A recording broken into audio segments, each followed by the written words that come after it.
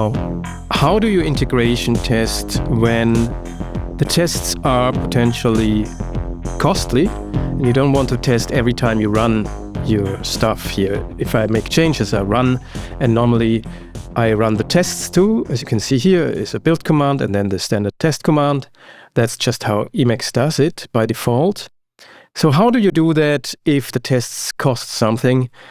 They involve external servers, and these external servers have costs, and you don't want to run a test that is potentially costly every time. I mean, the costs are still very low, but it also takes a long time. So how do you do that? It's very simple. You use build tags, and here you have the build tag. If you look, it's go and then colons and build integration. And this is the new syntax here. You have no space in between. And the old syntax in earlier versions of Go was this syntax, plus build integration.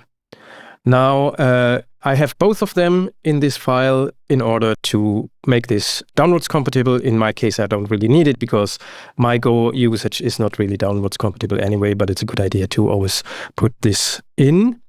Now, I called the tag integration, and now if I run this with the tag integration, then it does the integration testing. Well, no, it doesn't, because I did something wrong.